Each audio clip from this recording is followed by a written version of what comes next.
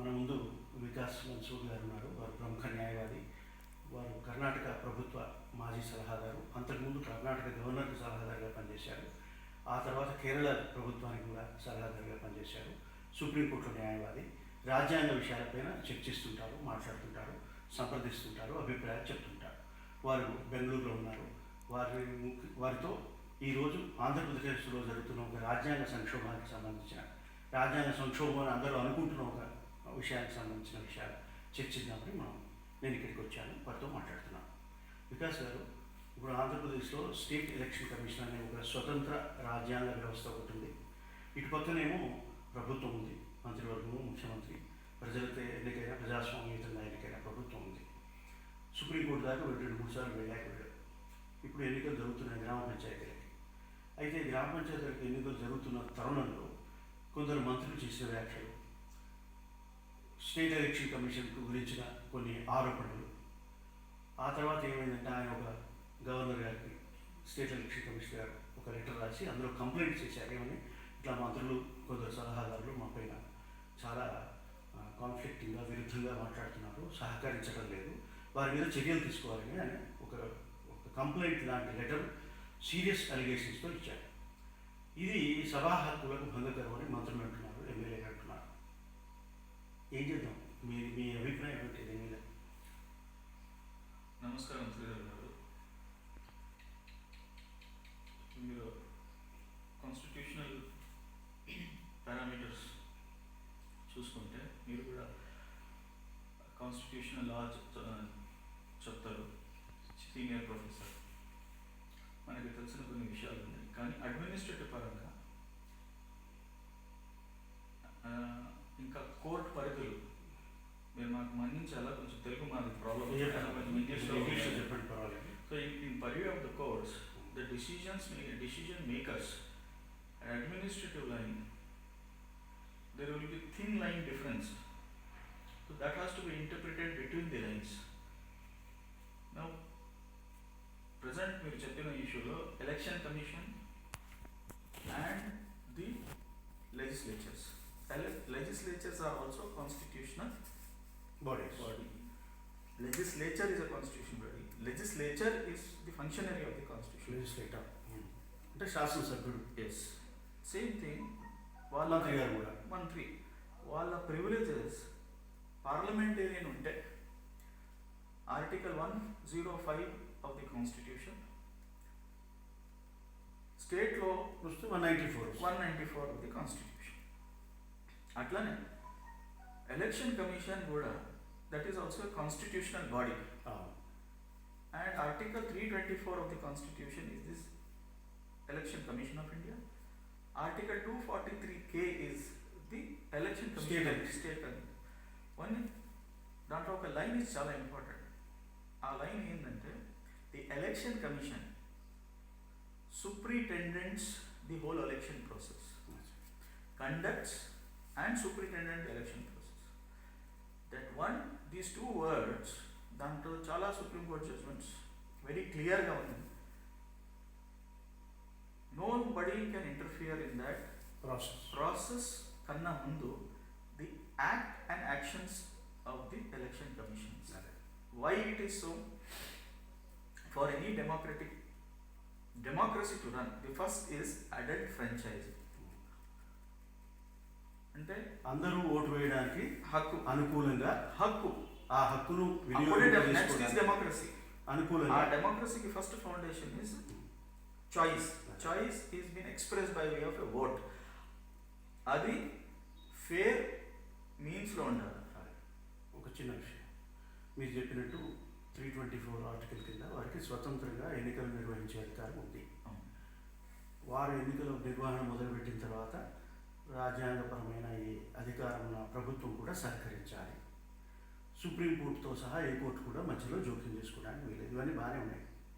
కానీ ఎన్నికల నిర్వహణ అనేది కార్యవిరుద్ధ నిర్వాహక ప్రభుత్వం సహకరించకపోతే సాధ్యమయ్యే పని కాదు. అయితే ఈ సంఘర్షణ వాతావరణంలో వాళ్ళు ఏమంటున్నారంటే, మా మీద మమ్మల్ని తొలగించండి, మంత్రులను తొలగించండి, సలహాదారులను తొలగించండి అని ఫిర్యాదు చేయడం వల్ల మా హక్కులకు భంగం కలిగింది అని అంటున్నారు. అయితే ఒక ఎన్నికల కమిషన్ ఈ విధంగా ఫిర్యాదు చేయడం హక్కులకు భంగం కలిగించేట్టు ఉంది అని అనుకోవడానికి ఒక ఆస్కారం ఉండాలి. బ్యాక్గ్రౌండ్ ఎందుకు ఇంపార్టెంట్ అంటే ఇద్దరు కాన్స్టిట్యూషనల్ అథారిటీస్ ఉన్న తర్వాత ఒకసారి నోటిఫికేషన్ జారీ అయిన తర్వాత then what the process starts. Here we have this thin line difference, అందుకోసం చెప్పాను. The cardinal principle is the legislature's privileges. Article 105 అయినా 194 అయినా వాళ్ళ privileges are important. What is the privilege? They are the law makers.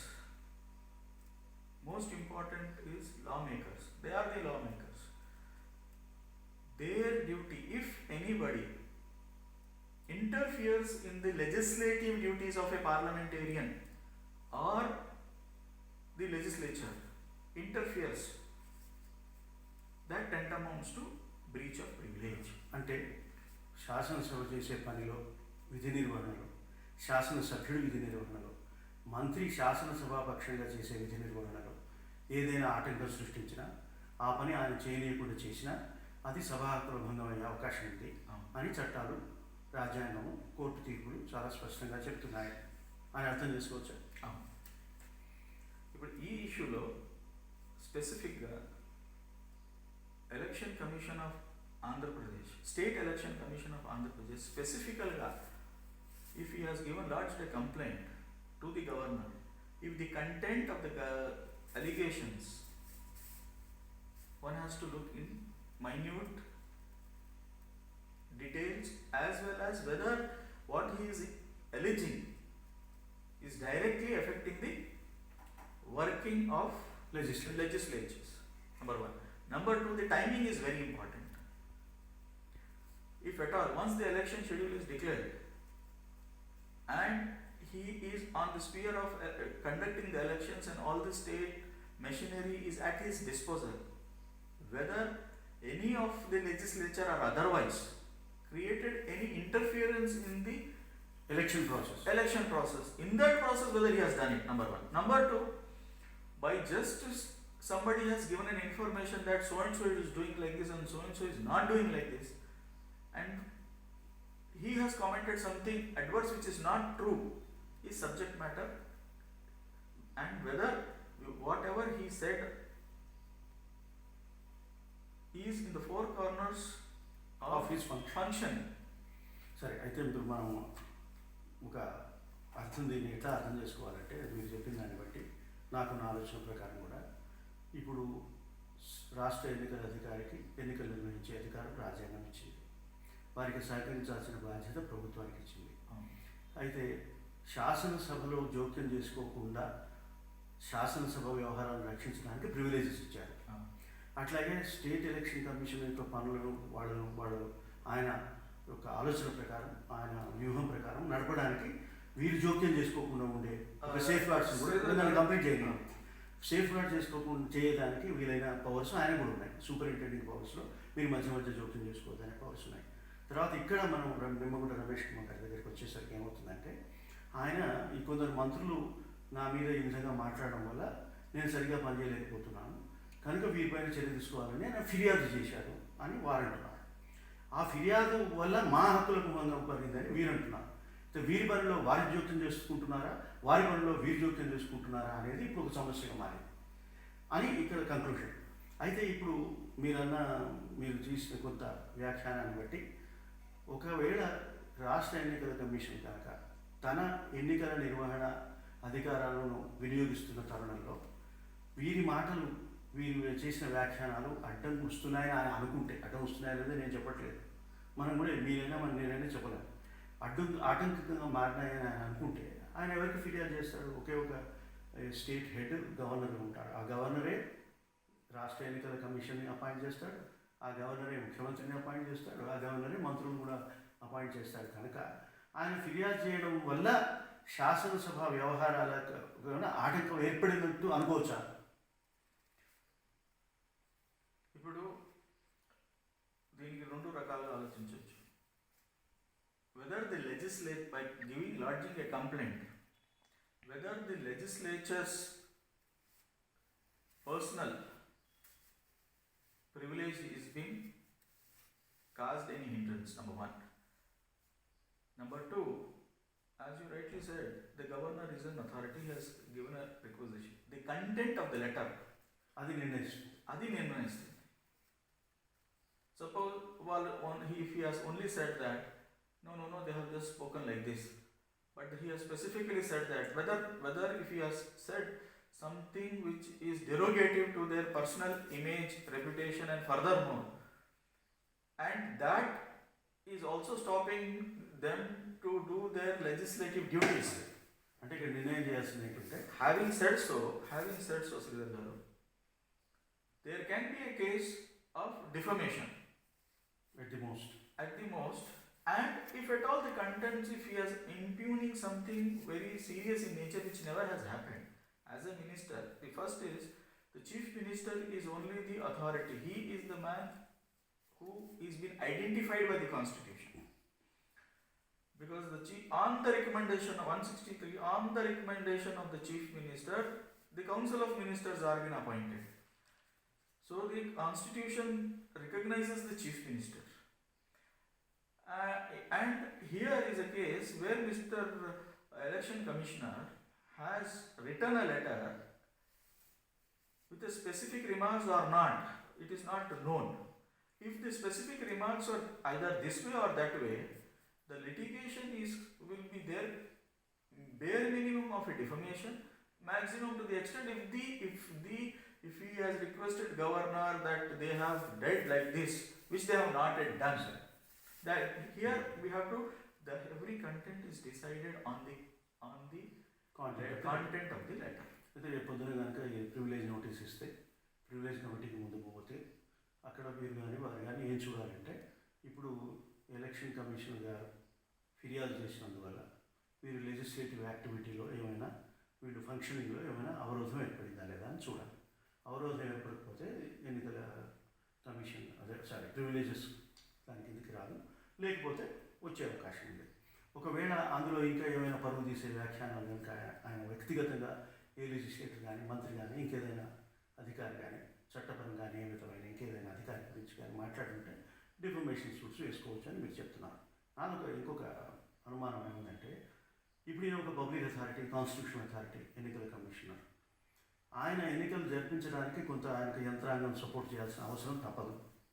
అయితే మంత్రులు మిగతా వాళ్ళు ఏదైనా మాట్లాడడం వల్ల ఉద్యోగులు, కింది అధికారులు కూడా సరిగా పనిచేయకపోతే వారికి ఎన్నికల నిర్వహణ కష్టపడిపోతుంది.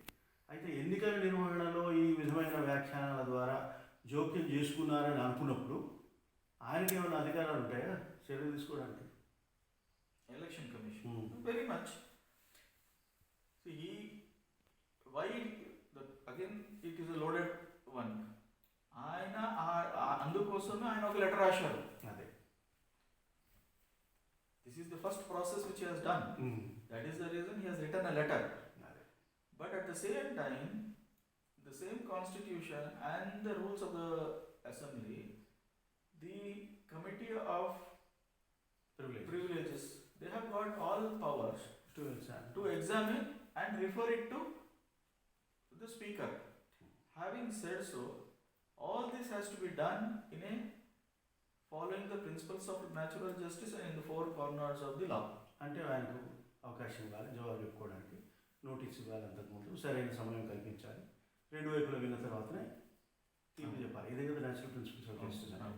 ఇంకొకటి వారు ఈ మధ్యలో ఒక కేసు గురించిన ప్రస్తావన చాలా వస్తుంది. నందకుమార్ అనే ఒక ఎన్నికల అధికారిని, నందలాల్ అనే ఒక ఎన్నికల అధికారిని ఆయన ప్రివిలేజెస్కి భంగపరిచారని ఆయన ఒక 2 రోజులు వాటికి జైలు పంపిన ఉదంతం వాళ్ళు కోట్ చేస్తున్నారు.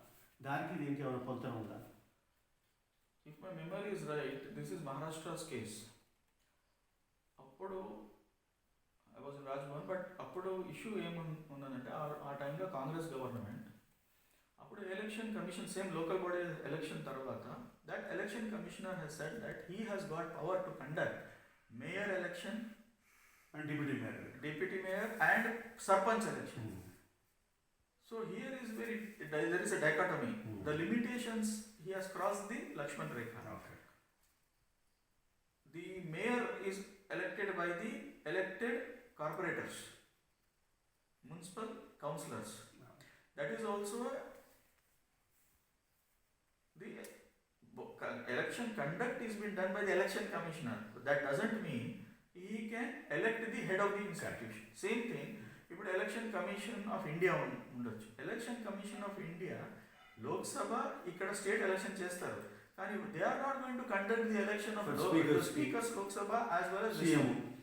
So by doing this, he has directly questioned the authority or the power given by the constitution to the legislature and the parliamentarian to elect their own speaker.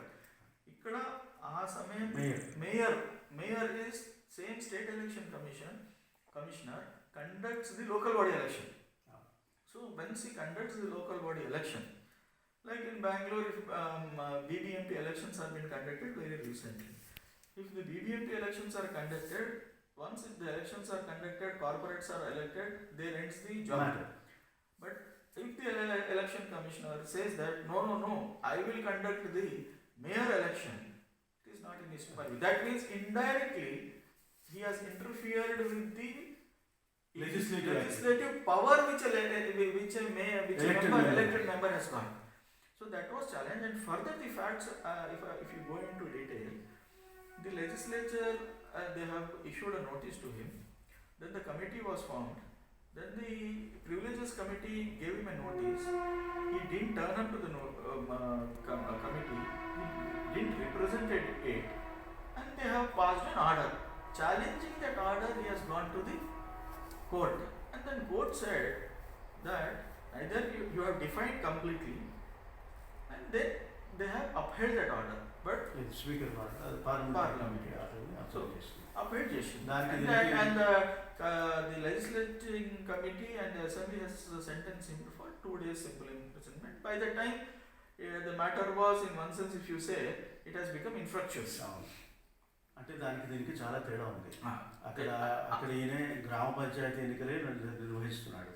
ఇప్పుడు సర్పంచులు ఆ తర్వాత ప్రతినిధుల ద్వారా ఎన్నికయ్యే అధ్యక్షుల గురించి ఈయన మాట్లాడడం లేదు. కనుక ఈయన ఏదైతే ఇక్కడ మన ఆంధ్రప్రదేశ్ స్టేట్ ఎలక్షన్ కమిషన్ గారు ఏదైతే ఉందో వారు కేవలం తన పరిధిలోనే ఉన్నారు. ఆ పరిధిలో ఉన్నప్పుడు ఇంకొక పరిధిని అతిక్రమించినట్టు కాదు అని అనుకోవడానికి అవకాశం ఉంది. అట్లాగే ఇంకా అమరీందర్ సింగ్ కేసు కూడా వాళ్ళు మాట్లాడుకుంటున్నారు. అంటే మనకి ఈ మధ్య వచ్చిన ఒక ప్రధాన పార్లమెంటరీ ప్రివిలేజెస్లో అమరీందర్ సింగ్ వర్సెస్ విధానసభ కమిటీ అనేది ఒకటి వచ్చింది. అమరీందర్ సింగ్ వర్సెస్ విధానసభ కమిటీలో there was a question about one legislature, and ఆ డిబేట్ జరిగేటప్పుడు he has used some unparliamentary words and it has gone beyond. Then subsequently the privileges committee, after all due process, they have debarred him from the rest of the legislature, expelled. It was challenged. In between this, there was one more election has come, but this matter has gone to the Supreme Court. It was ఇంకొక శాసనసభ కూడా వచ్చింది. But after going through all these things, the Supreme Court very categorically has held that there is a difference between the legislative, and it was struck down. If I remember, select Vidhan Sabha committee expel చేసే ఉత్తర్వుని కొట్టేసి. Now there was another issue of Justice Kajju. ఒక్క నిమిషం, ఈ కొట్టేస్తూ supreme court స్పష్టంగా ఏం చెప్పిందంటే శాసనసభ వ్యవహారాలలో జోక్యం చేసే విధంగా మాట్లాడిన మాటలే ప్రివిలేజ్కి భంగపడినట్టుగా అవుతాయి, లేకపోతే ప్రివిలేజ్ భంగపడినట్టుగా భావించడానికి వీలేదు అని చాలా స్పష్టంగా చెప్పింది. నాకు తెలిసినంత వరకు ఈ మధ్య ఈ ప్రివిలేజెస్ పార్లమెంటరీ ప్రివిలేజెస్ మీద ఇదే లేటెస్ట్ జడ్జిమెంట్. ఇది కాన్స్టిట్యూషనల్ బెంచ్ జడ్జిమెంట్ 5 జడ్జిలు కలిసి చెప్పినారు కనుక శాసనసభ వ్యవహారాలు చేయకుండా నిరోధించే విధంగా కానీ వారిని పూర్తిగా మనం ఒక నైతికంగా కూడా వారిని అడ్డుకోవడానికి శాసనసభ విధులు నిర్వహించకుండా అడ్డంకులు సృష్టించే విధంగా వ్యవహరిస్తే తప్ప అది పార్లమెంటరీ ప్రివిలేజెస్ భంగకరం కాదు అని అని చెప్పింది. That is where the thin line difference I told. It's a very administrative action and your constitutional duty, it has to go in consonance with the law of the land. So ikkada oka constitutional authority is there, and in other side a legislature who has got a privilege of a constitution is there. Here is a constitutional authority, election commission. Legislature is a offshoot of a constitution process. So he is a individual who is backed with the power of a constitution. Here is a constitutional authority by himself, and a constitutional has shouldered responsibility, duty on him to conduct free and fair and superintend the election. So it is like a very very thin razor sharp walk. Having said so, his content of a letter Will decide. he will decide. And there was another case of Justice Karju, a famous judge of the Supreme Court.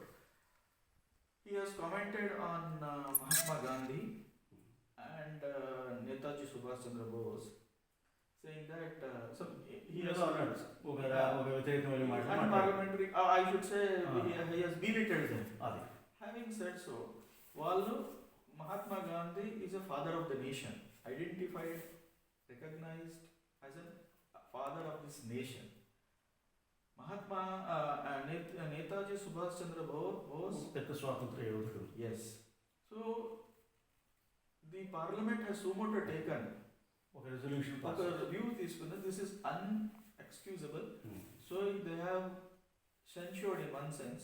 They have passed a resolution that the comments of Justice Karju garu is bad in the nature and we condemn it. Justice Karju questioned this resolution in the Supreme Court, stating that నాకు వినకుండా, నా point of view వినకుండా resolution చేశారు. చేసేశారు. But the Supreme Court has said that they have got power to do so. కానీ మీ దగ్గర కూడా, since it is not directly related to మీకు, the parliament or the legislature would have called you only when, if you would have interfered directly with the legislative action, act and duties of a legislature or parliamentarian. You have got power to the extent of commenting. If that commenting doesn't interfere with this, that is the reason they need not call you, or they have not called you for that reason.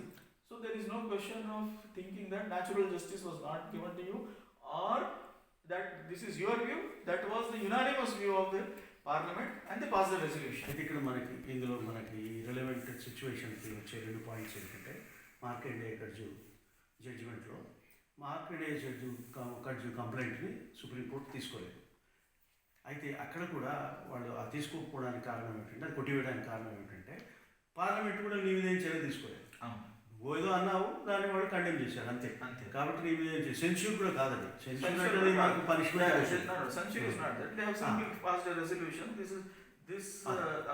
అయితే censure అయి ఉంటే ఈయనకి పిలవాల్సిన అవసరం ఉండేది. Censure కాదు కనుక పిలవలేదు కనుక. అయితే ఇది అంటూ కూడా సుప్రీంకోర్టు మళ్ళీ ఒక పాత సూత్రాన్ని, అంటే ఎస్టాబ్లిష్డ్ ప్రిన్సిపల్ ఏం చెప్పిందంటే, లోక్సభ కానీ శాసనసభ కానీ వాటి కార్యక్రమాల్లో నువ్వు జోక్యం చేసుకున్నప్పుడు మాత్రమే సభాపూర్వకంగా అవుతుంది. నీ కామెంట్ వల్ల ఏం భంగం కలదు. అందుకోసం they have not reacted on it. They have reacted అయిన ప్లీ ఏంటంటే, నాకు they have not given me an opportunity to be heard. So they said they need not give the opportunity of hearing only because that you have not caused any interference in their legislative work. If it would have been there, then that question would have arisen. అదే నేనంటే ఆ వివరాలన్నీ వచ్చినాయి మనకి. ఇప్పుడు నేననేది ఏమిటంటే, ఇక్కడ ఉన్న సిచ్యువేషన్కి, ఇక్కడ ఉన్న సందర్భానికి ఆయన చేసిన సుప్రీంకోర్టు ఇచ్చిన 2 వాక్యాలు ముఖ్యం. ఏమిటి? శాసనసభ వ్యవహారాల్లో లేదా శాసనసభ అధికారాల నిర్వహణలో ఏమైనా జోక్యం చేసుకున్నారా అనేది మాత్రమే చూస్తే, జోక్యం కనపడితేనే ప్రివిలేజెస్ అవుతుంది, కనపడకపోతే ప్రివిలేజ్ కాదు. ఇక మరొక కోణం నుంచి, మన స్టేట్ ఎలక్షన్ కమిషనర్ గారి కోణం నుంచి ఆలోచిస్తే, ఒకవేళ ఆయన నిర్వహించవలసిన బాధ్యతలలో సహకరించకపోతే లేదా జోక్యం కలిగించుకుంటే, అది కూడా ఆయనకు దాని మీద సరైన ఫిర్యాదు, ఫోరంకి వెళ్ళి ఫిర్యాదు చేసే అధికారం ఆయన కూడా ఉంటుంది. ఫోరం కన్నా he himself is a quasi judicial authority కనుక ఆయన చర్యలు కూడా తీసుకోవచ్చు. ఆయన చర్యలు తీసుకోవచ్చు. ఎలక్షన్ ప్రాసెస్ స్టార్ట్ అయిన తర్వాత ఎలక్షన్ మాన్యువల్ అని ఉంటుంది. ఆ ఎలక్షన్ మాన్యువల్ ప్రకారం ఆ ఎలక్షన్ మాన్యువల్తో పాటు ఐపీసీ, ఇంకా election commission public Panchayat Raj act, peoples representative act and IPC, ఇవన్నీ చట్టాలు ఆయన సక్రమంగా అమలు చేయాలి. ఆయన అమలు చే apart from him all the మిగతా వాళ్ళు మిగతా సహకరించాలి. సహకరించాలి. So he has got all powers to pass any order which if it falls in the four corners Of of his powers. powers. అయితే ఇప్పుడు మనం దీన్ని కంక్లూజన్ చేయడానికి నేనేం చెప్పదలుచుకున్నానంటే రాజ్యాంగం ఒకటి ఉంది, చట్టాలు ఉన్నాయి, మీరు చెప్పినట్టు పంచాయతీరాజ్ చట్టం, ఆ చట్టాలు నుంచి ఇండియన్ పీనల్ కోడ్ ఇవన్నీ ఉన్నాయి. కనుక మీ చట్టాలు మీరు అనుసరించండి, మీ కార్యక్రమాలు మీరు నిర్వహించండి, మీ విధులు మీరు నిర్వహించండి అని ఇద్దరికీ మనం చెప్పాలి. స్టేట్ ఎలక్షన్ కమిషన్ కూడా ఆ నందులాగా మితిమీరకూడదు. ఇక్కడ ఈ మంత్రులు మిగతా శాసనసభ్యులు కూడా తమకున్న ప్రివిలేజెస్ శాసనసభ అధికారాలు నిర్వహించడానికే అని గమనించాలి. ఇంకెవరి మీద దాడి చేయడానికి, వ్యక్తిగత పదవులు తీర్చుకోవడానికి పనికిరావని కూడా వాళ్ళు కూడా గమనించాలి. కనుక ఈ ఇరుపక్షాలు రాజ్యాంగాన్ని గౌరవించి ఎన్నికలు సక్రమంగా జరుపుకుంటారని మనం ఆశిద్దాం. నమస్కారం.